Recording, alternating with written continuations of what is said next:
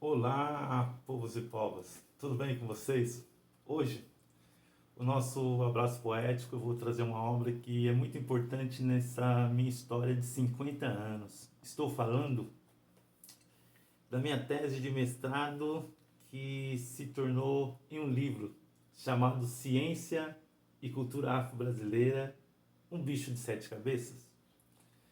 Nessa obra eu procurei fazer um diálogo junto com os meus orientadores, a quem eu agradeço, a doutora Regimeire Maciel, doutora Maria Carlota, ambas da Universidade Federal do ABC, mulheres que têm construído a ciência, tecnologia e inovação no Brasil e contribuíram muito para esse processo da construção dessa dissertação, dessa pesquisa que se tornou esse livro.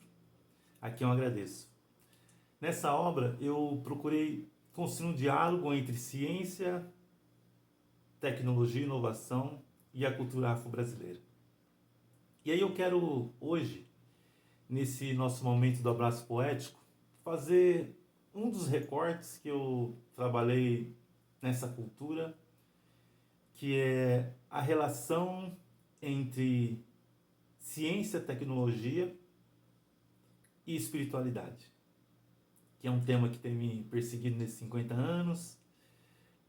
Quem conhece minha trajetória sabe que ela tem profunda relação com a questão da espiritualidade e que a ciência, a tecnologia, a modernidade não matou a espiritualidade ou a ideia do divino dentro de mim.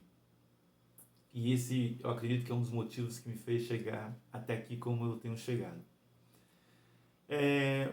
Para isso eu vou resgatar a história de um agricultor, de um homem do campo, que se fosse hoje ele seria tipo um violeiro que tocava suas modas de viola. E esse agricultor ele fez uma poesia que é muito famosa no Brasil. O pessoal tem essa poesia pregada na geladeira, outros carregam essa poesia aberta dentro do carro, outros recitam essa poesia. Ela tem quase um sentido mantra dentro da cultura brasileira, que é uma cultura muito mística, e particularmente nada contra isso. Acho que cada um tem sua expressão de espiritualidade, mas é uma poesia muito conhecida pelos brasileiros e por outras pessoas. E essa poesia, eu acho que você já ouviu ela por aí. Eu vou recitar somente a primeira parte dela. Ela diz assim: o Senhor, Ele é o meu pastor, e de nada eu terei falta. No original, está de nada terei falta quando foi feita a tradução do hebraico para o português, colocaram nada me faltará, mas o original é de nada terei falta. E aí eu gostaria de, nesse nosso momento aqui de bate-papo, do nosso abraço poético, refletir um pouco com vocês. Sempre a ideia de refletir é olhar para o espelho, olhar para a água e ver você mesmo, né? Essa ideia de que nada terei falta. A ciência, tecnologia e inovação, como tem sido construída na nossa sociedade moderna, dita moderna, é uma ciência que tem comprovado. Esses dias mesmo saiu alguns dados que a cada dia mais as crianças estão entrando mais novas nas redes sociais, a cada dia mais estão tendo acesso aos aplicativos, tanto que a gente chama de algumas gerações offline, aqueles que nasceram sem a internet, sem esses dispositivos da tecnologias, e as gerações online, como é o caso do meu filho. A cada dia mais, as crianças, adolescentes têm acessado as redes sociais, os aplicativos, os jogos e os games. E um dos problemas que a ciência e, sobretudo, a tecnologia tem gerado é a dependência tecnológica.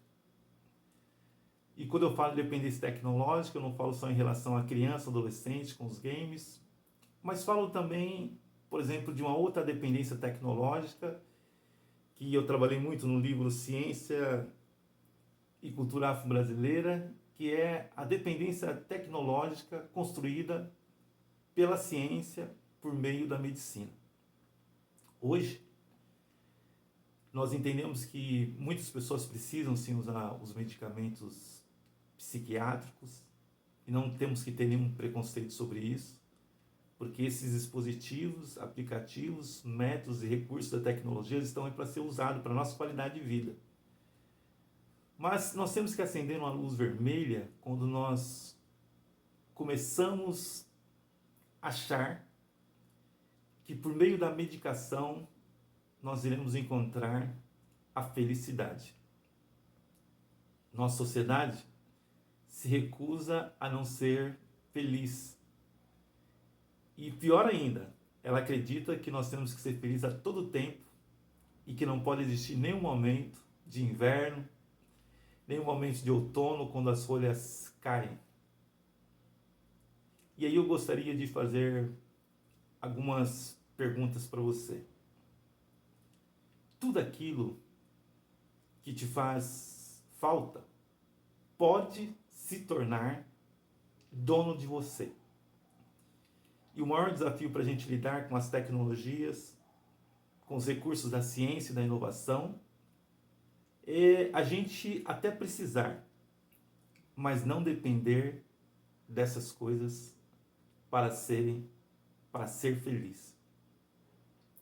Quero ler um trecho do livro Ciência, Tecnologia e Inovação, que é uma citação de uma pensadora que eu escrevi aqui. Eu acho que traduz muito bem essa relação hoje que a nossa sociedade tem com os medicamentos, com a ciência e tecnologia, sobretudo na área da saúde. Porque muitas vezes nós criticamos nossos filhos que estão com dependência tecnológica e esquecemos de nós que às vezes estamos com dependência da pílula, né?